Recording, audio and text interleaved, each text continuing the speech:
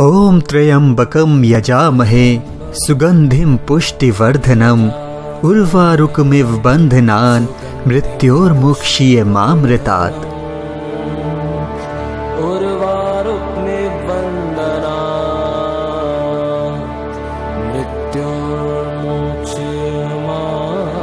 दोस्तों, महामृत्युंजय मंत्र एक ऐसा मंत्र है जिससे मृत्यु भी घबराती है। इस मंत्र में इतनी शक्ति है कि यमदूत भी प्राण हरने से पहले कई बार सोचते हैं, क्योंकि ये मंत्र स्वयं महाकाल को प्रसन्न करता है, और जिससे महाकाल प्रसन्न हो जाए उसे भला मृत्यु का कैसा भय। महामृत्युंजय मंत्र की उत्पत्ति ही इसलिए हुई है कि काल को पराजित किया जा सके। एक बार यमराज ने महाकाल के इस मंत्र की अनदेखी करके प्राण हरने की भूल की थी, लेकिन जल्द ही उन्हें एहसास हो गया कि महामृत्युंजय मंत्र का अपमान किया तो महाकाल क्रोधाग्नि उन्हें भस्म कर देगी। ये बात उस समय की है जब शिवजी के बहुत बड़े भक्त मृकंड ऋषि संतानहीन होने की वजह से बहुत दुखी थे। उनकी कुंडली में संतान योग था ही नहीं, लेकिन उन्हें संतान की चाह बहुत थी। इसलिए उन्होंने सोचा कि अगर वो देवों के देव महादेव संसार के विधान बदल सकते हैं तो मेरा विधान क्यों नहीं। इसलिए उन्होंने भोलेनाथ को प्रसन्न करने के लिए घोर तप करने का निश्चय किया और उनकी आराधना में लीन हो गए। मृकंड ऋषि के काफी समय तक तपस्या में लीन होने के बाद भगवान भोलेनाथ प्रसन्न हुए और उनसे कहा कि मैं विधान बदलकर तुम्हें पुत्र प्राप्ति का वरदान देता हूँ। ये सुनकर मृकंड ऋषि अति प्रसन्न हो जाते हैं, लेकिन अगले ही पल महादेव की कही बात मृकंड ऋषि के मुख से प्रसन्नता छीन लेती है। महादेव शिव उनसे कहते हैं कि पुत्र प्राप्ति की इस प्रसन्नता के साथ ही साथ तुम्हें जल्द ही बहुत बड़े दुख का भी सामना करना पड़ेगा, लेकिन वो दुख क्या होगा ये उन्होंने नहीं बताया।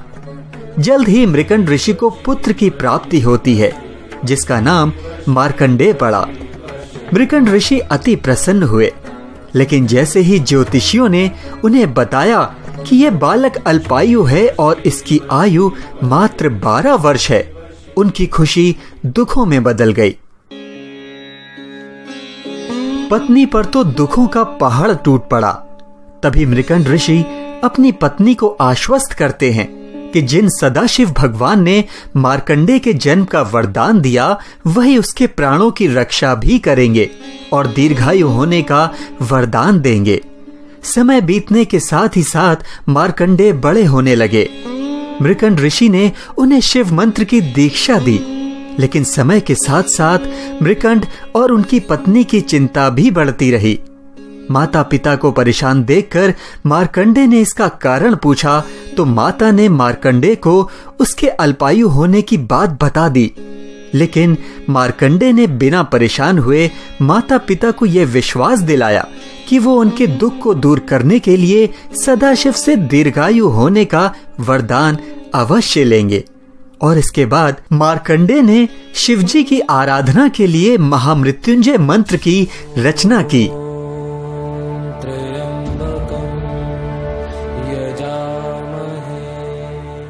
और शिव मंदिर में बैठकर इस मंत्र का अखंड जाप करने लगे।